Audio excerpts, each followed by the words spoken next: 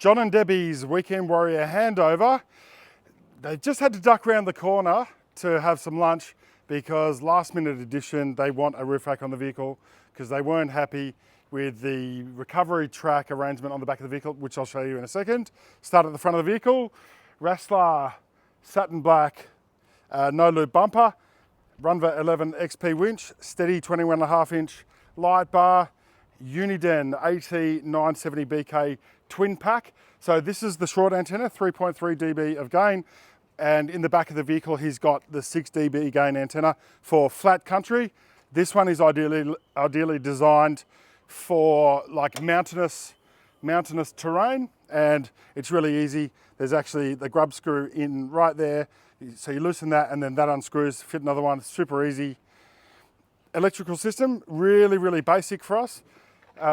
This is our bracket. So here's the Tow Pro auto reset circuit breaker, light bar, MIDI fuse, SBI 12 MIDI fuse. The SBI 12 actually in this vehicle is designed to give an ignition power source from the front of the vehicle down to the back of the vehicle in the case, so he doesn't drain other components. He doesn't drain the battery when he's trying to, when he's got his caravan connected. It's not going to auto drain the main battery.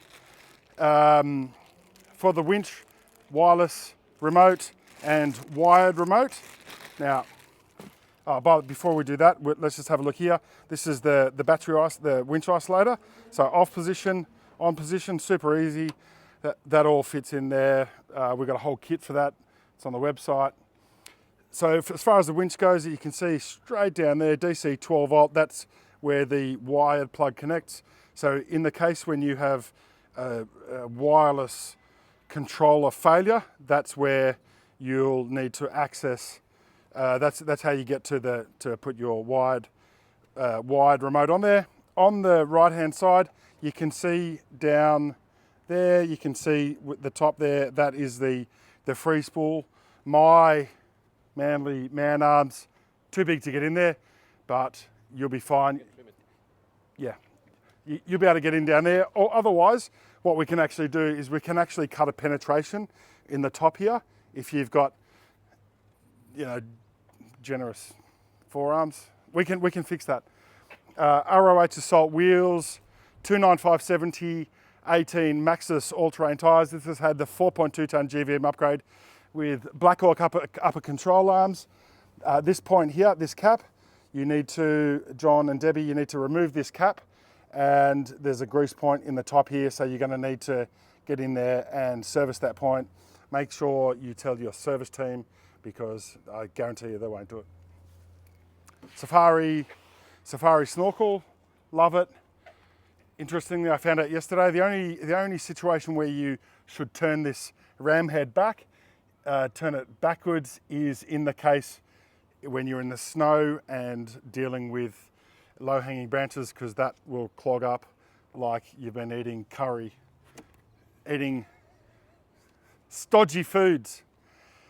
Clearview Next Gen mirrors, Cat 6 indicators, extend like this. They're always a bit sticky the first time, John and Debbie, so just, take a bit of love first time round. To the back of the vehicle, we have here a Raslarr rear bar, right hand side wheel carrier, left hand side jerry can holder, fuel, water, international colours for water. For water, you can choose either black or red for the fuel can holder. This was a personal preference for John because black fits in with the rest of the vehicle. He's unlikely to drink out of it because as soon as you crack that top, you're going to know it's fuel.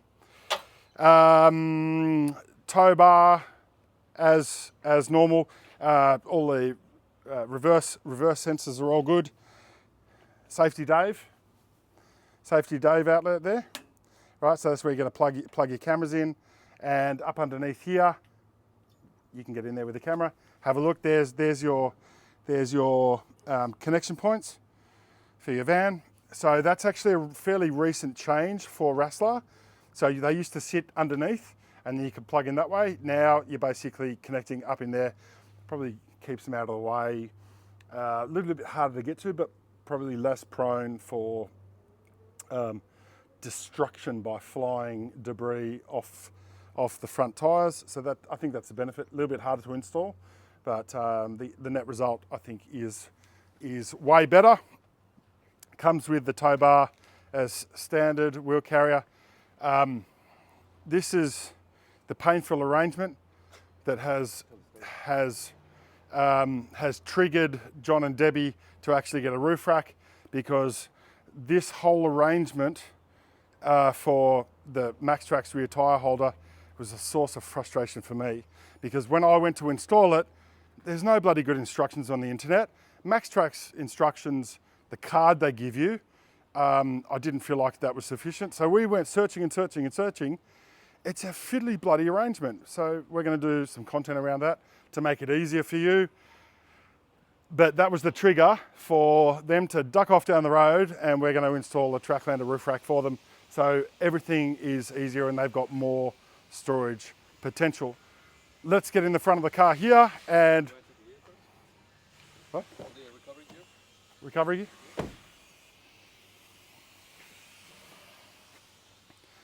Incidentally, John's taking his stock mirrors with him.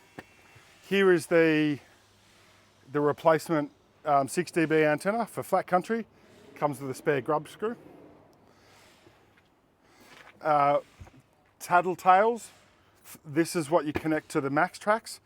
It's basically got a loop on each end. So you actually attach this to the hole on the MaxTrax, so that when this extends, you extend it out.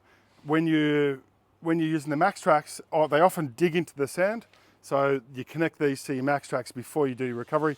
Otherwise, you might not find the bloody thing. They get buried. So we've got here a recovery bag here for him.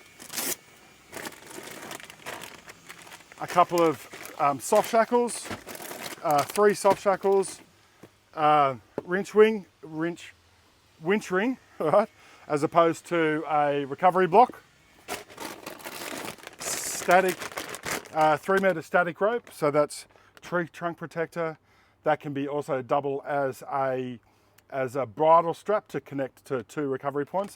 And the Raslarr bar has 2 on the front of the vehicle, so you can connect it to each point, and then use that as a bridle strap, which will equalise the load across those two points. Probably, it's only 3 meters long. I'm not sure if there's lots of value having a winch extension, using it as a winch extension, but if you're on the last couple of wraps on your drum, that extra 3 meters might be the difference between you tearing the fixing point off the winch rope or not. But we also have a 30-meter winch rope for him as well. Hitch 50. I actually did a What Shit Weighs Wednesdays. Oh, did we? We didn't do What Shit Weighs Wednesdays on this, but we will, right? Look, it's a bloody recovery. It's a recovery point that goes in there. It's alloy, and it's actually. I'm going to pull it out, right? Maybe I won't. Bloody MaxTrax making life difficult. Right. So with this device, right, you can see this. It's beautifully engineered, right? A lot of processes in this device. So this here is specifically designed for use with soft shackles. If you've got a traditional type of recovery hitch that's got a square end on it, you're going to shred your soft shackles. So this is actually specifically designed for soft shackle use. It can only be oriented that way. Otherwise, you'd have different holes there. So you could turn it. This only gets used that way or that way. And a kinetic winch rope. 24 mils by 10 meters. This thing is, what is it, 12 ton? I said kinetic winch, oh I did too. Kinetic winch rope, that's a bloody oddity. Kinetic recovery device. So we've moved away from traditional webbing type recovery devices. Much harder to manage. You got trouble if they're twisted. Reduction in strength when they get wet. So kinetic, so rope type recovery devices, it's the way of the future. I'll meet you in the front because we'll talk about what's going on in there. And as you can see, we have spare parts, not spare parts, winch cover, Safety Dave extension from the caravan, an extra plug fitting. So if you had 4-pin or 5, stubby cooler. Everyone needs more stubby coolers. Geez, I'm doing this the bloody hard way. That's the bow shackle that goes onto the connection point at the front. What's it called? Thimble? No, not thimble. The bloody thing on the winch with it at the front. And you recommend it? A redundant recovery block. Runda, why do you make us pay for this shit? I'm activating the seat. Why do you make us pay for this shit? Don't send it, right? Leave it out of your kit because most people don't need this shit. And this is heavy. This is not high quality, lightweight equipment. Leave it out of the kit. We don't need it. Yeah, stop. I'm activating the seat with me belly. So, I'll show you. No, not really.